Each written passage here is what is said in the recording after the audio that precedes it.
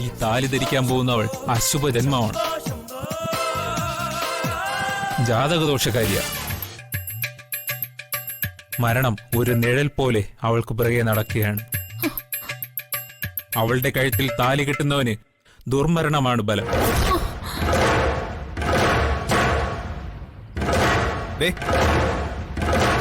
അനാവശ്യം പറയരുത്. ഈ സമയത്ത് എവിടെന്നോ പൊട്ടിമുളച്ച് വന്നതുപോലെ ഒരു സന്യാസി. അബദ്ധത്തിൽ താലിമാല നിലത്ത് വീഴുന്നതൊക്കെ സ്വാഭാവികമല്ലേ? അതിന് അശുഭ ലക്ഷണം എന്നൊക്കെ പറഞ്ഞ് ആൾക്കാരെ ബുദ്ധിമുട്ടിക്കുകയാണോ വേണ്ടത്? എനിക്ക് നിങ്ങളെ വിശ്വാസമില്ല. സന്യാസിയുടെ മഹത്വങ്ങൾ അറിയാതെ അബദ്ധങ്ങൾ വിളിച്ചു പറയരുത്, ആപത്താണ്. അവിവേകം പൊറുക്കണം സ്വാമി. മംഗളം ഭവിക്കട്ടെ മകളെ.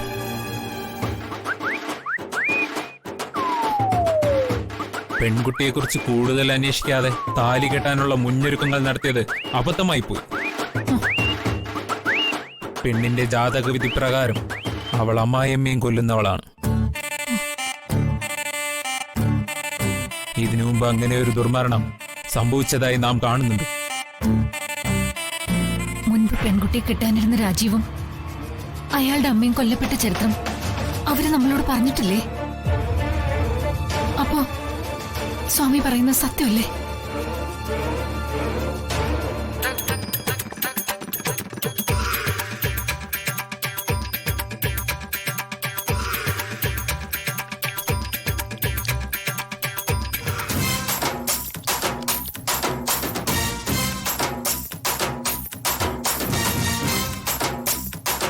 ദേവി, മഹാമായി,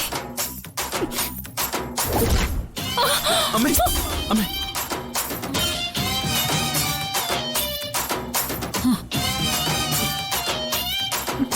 സുഭദ്രാമ കാല് വഴുതി വീഴാൻ പോയതും അശുഭ ലക്ഷണം തന്നെയാണ്.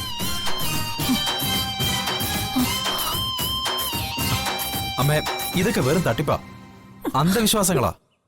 മനുഷ്യരെ വിഡ്ഢികളാക്കാൻ ചിലർ വേഷം കെട്ടി ഇറങ്ങിയിരിക്കുക. അമ്മ ഇതൊന്നും വിശ്വസിക്കരുത്. അങ്ങനെയാണെങ്കിൽ ഇനി എനിക്കൊന്നും പറയാനില്ല. വിധി പോലെ വരട്ടെ, എല്ലാം അനുഭവിച്ചു. സ്വാമിജി പോകരുത്.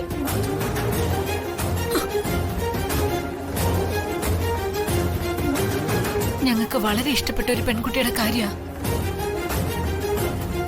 അവളെ തന്നെ വിവാഹം കഴിക്കണമെന്ന് ഞാനും എന്റെ മോനും വളരെ ആഗ്രഹിച്ചു പോയി. ഞങ്ങളെ നിരാശപ്പെടുത്തരുത് സ്വാമി. ആ കുട്ടിയുടെ ദോഷത്തിന് എന്തെങ്കിലും ഒരു പരിഹാരം. പെൺകുട്ടിയുടെ ജാതകദോഷം ജന്മനേ ഉള്ളതാണ്.